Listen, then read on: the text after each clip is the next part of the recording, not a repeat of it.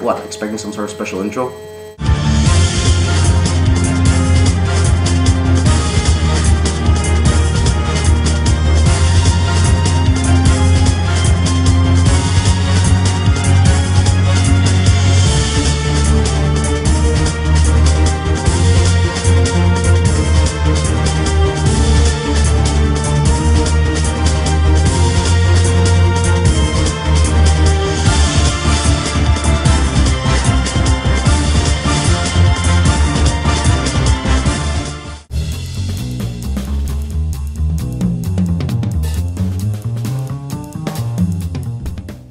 Skullgirls. Although not the best fighting game out there, it's definitely great, and it's well deserving of its attention and probably deserves more. And why shouldn't it? It's got fantastic animation, a catchy soundtrack, a fun gameplay, an interesting story, and the topic of this countdown, a cast of small but amazing fighters. Each of these ladies are so unique and so fantastic, there really isn't a worst. So despite how I rate them, I like them all the same. Speaking of rating, I'll be grading each of these Skullgirls based on their character, story, and fighting style. Now that that's dealt with, ladies and gentlemen, it's showtime.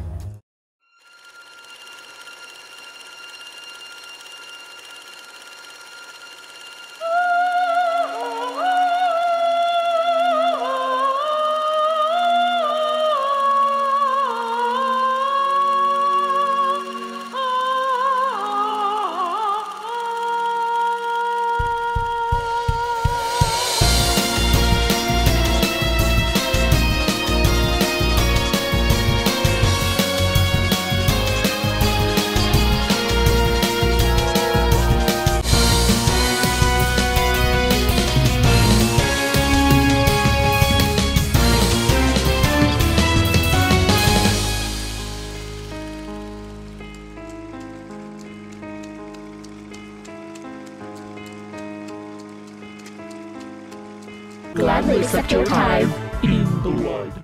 As awesome and creepy as Double is, I can't put her any higher than this.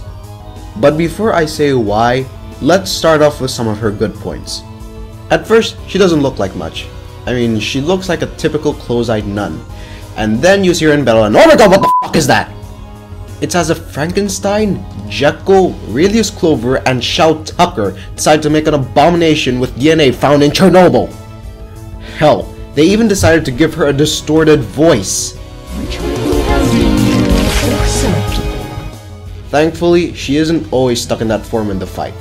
Unless, of course, you just decide to stand around, but why would you? It's a fighting game. Double's fighting style is that of a mimicker, meaning she copies the moves of the other Skullgirls. I would say that this is just an excuse to reuse sprite animations, but the way that Double links these moves together is actually rather unique. Yes, they are the moves of the other Skullgirls, but the combos are Double's, and she also has her own blockbuster and grapple. So she does have her own unique touch, unlike another mimicker who can't even bother to come up with his own signature move. However, as I stated, there is a reason why she's this low. That reason? Her story. What's her story, you ask? I don't know, I want to know that too! As of now, we know little to nothing about Double, other than the fact that she is a servant of the Trinity. And, you know, being an abomination against all mankind. If only there was more known about her, she would have been much higher. I'm merely an instrument of her will.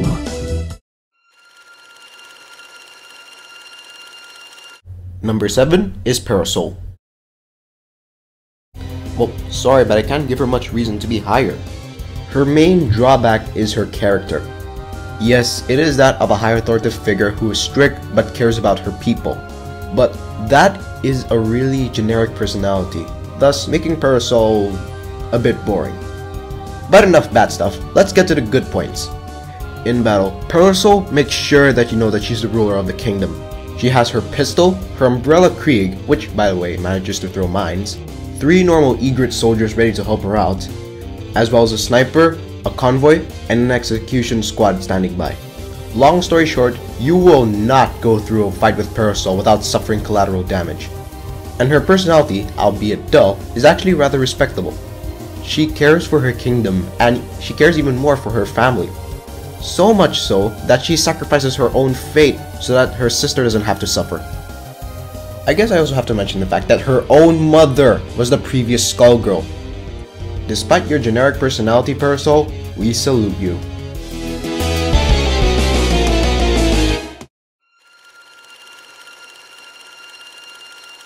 Say hello to the one that is considered as the protagonist of the game, Philia. Being a typical schoolgirl character, Philia woke up with no memory and a parasite on her head, and a damn brutal one at that. Because of this, she and her parasite Samson go out to search for the Skullgirl so she can regain her lost memories. Philia is a kind and caring girl, and is very selfless. This is shown in the final part of her story, where instead of wishing for her lost memories back, she wishes for her friend Carol to have her life back. Samson, on the other hand, is the opposite. Unlike Philia the good girl, Samson is rude and brash. And in the bio, it's proven that Samson is a drinker and a gambler. Despite that, he shows to care for his host in a brutal way. As with all fighting game protagonists, Philia is an average fighter. Not too good, not too bad, but overall a fun character to use. Based on what the media has taught me about women, I'm surprised that she's fine with using her hair as a weapon. Then again, I guess Samson can just straighten it up for her. So, although Philia is an average character, she's still a damn good Skullgirl. Also, you gotta love her victory pose.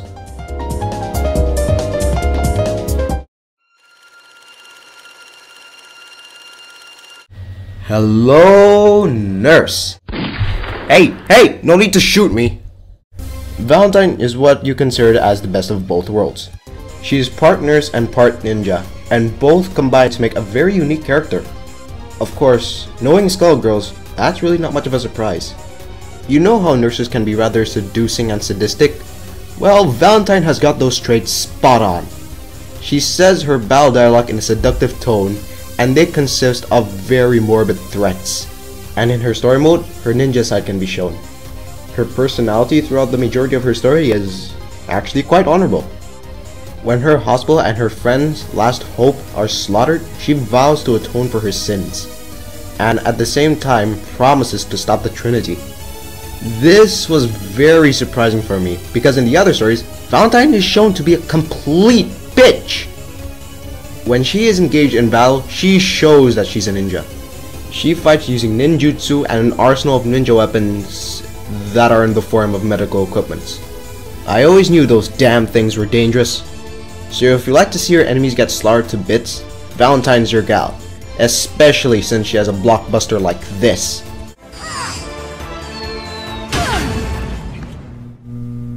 Tell me where it hurts. Yikes.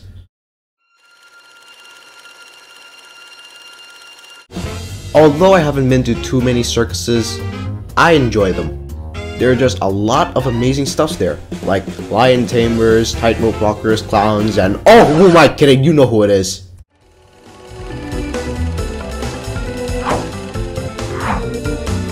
Now for the main attraction! I mean, come on. How can you not love Sorabella? She's a hot lady with ridiculous strength. Well, sorta. Sorabella has made quite an accomplishment. She is a grappler character without having to grow additional muscles or look freaky in any way.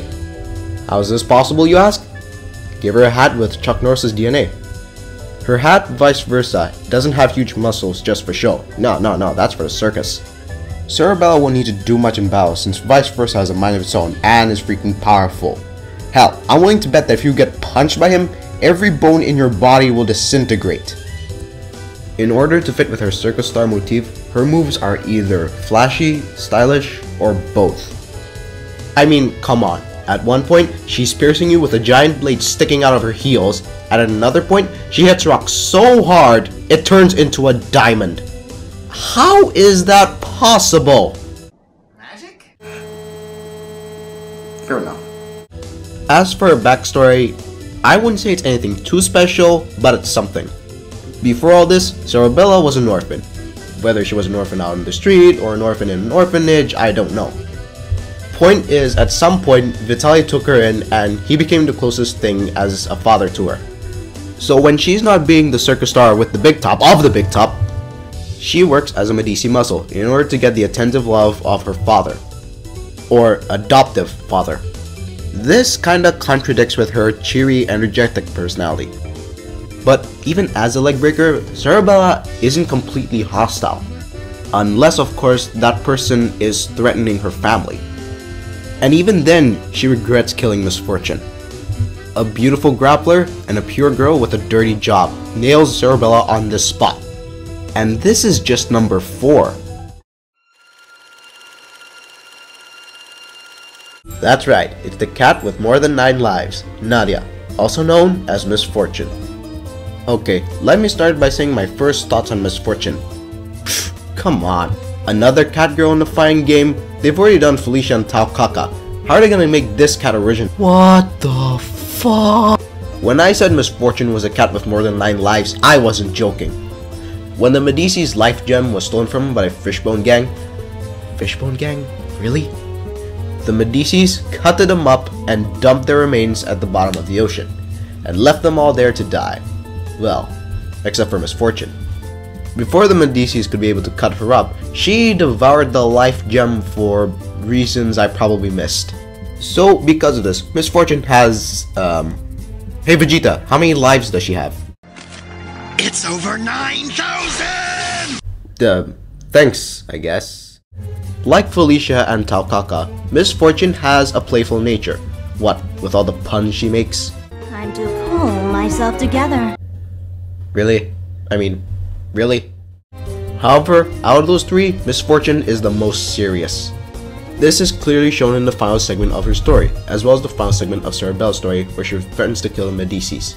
When engaged in battle, Misfortune makes full use of her undead cat body. Alongside her cat claws, she'll use her dismembered limbs to stretch her arms and legs or to take them off completely, leading to, quite literally, a bloody cat fight. Not to mention, she can take off her tail and use it as a sword, leave her head on the field for secondary means of attack, and has one of the punniest and bloodiest moves. Remember, the 5th of December! I can't help but facepalm and awe at that. Bottom line, Misfortune is one awesome character and one awesome fighter, despite all the terrible puns. Positively delightful. She's like Teddy, but at least his puns were bearable. Ah, crap. Hey, you know how Double is an example of don't judge a book by its cover? The next character is the inverse of that. And you probably know who I'm talking about.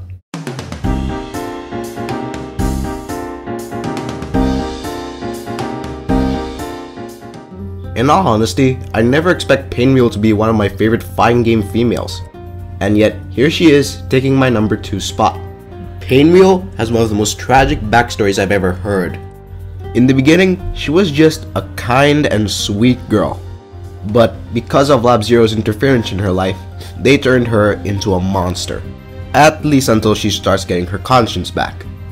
Also, her appearance isn't the only thing that majorly changed. Her character seemingly changed to that of a savage, revenge-driven beast, which is a huge contrast to her past self. However, it isn't actually gone. It's just trapped inside that petite, intriguing body. Okay, who wrote this line?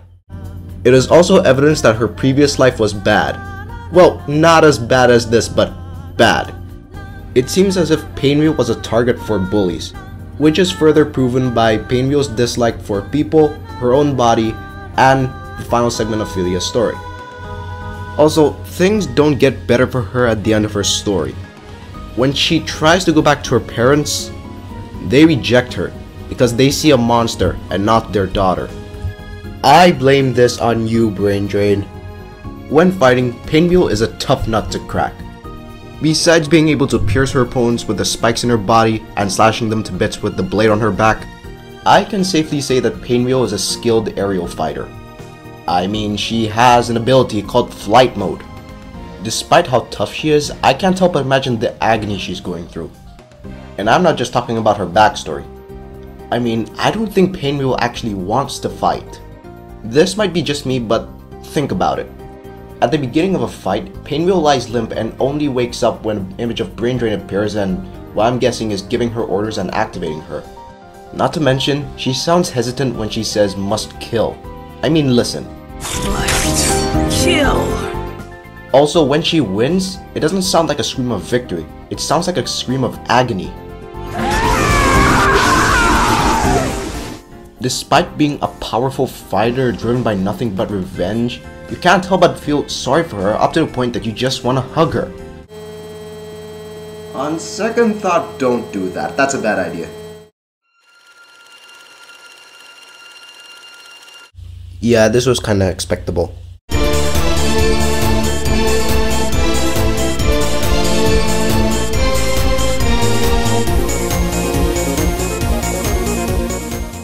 Yes, that's right, number 1 is Peacock. And how can't I put her as number 1? Many fans have deemed her as the best Skullgirl, and I can definitely see why. First off, Peacock is hilarious.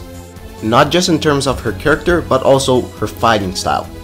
But we'll get to that in a bit. Peacock has this rather crazy and murderous personality, but it's more on a funny level, rather than a Yuno Gasai level.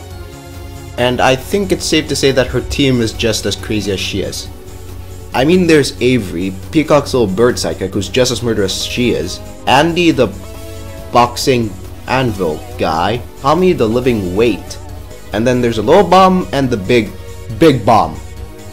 But like most of the other Skullgirls, Peacock also has a tragic backstory.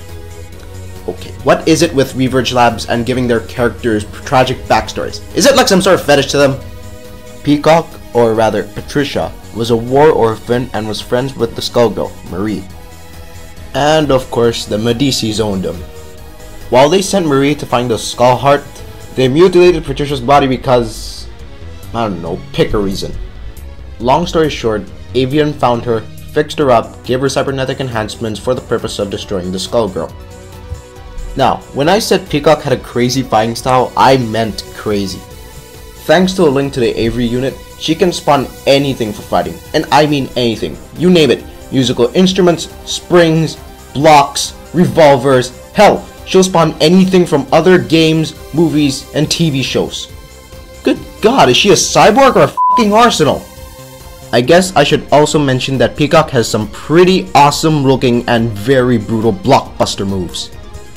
As you can see, this is why the fans love Peacock.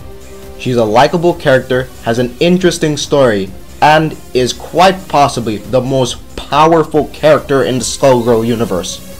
I don't think I need to give any more reasons as to why she tops the other 7 Skullgirls. Peacock is just that awesome. I'm the X-Blade Wielder, and release Skullgirls for Steam, damn it!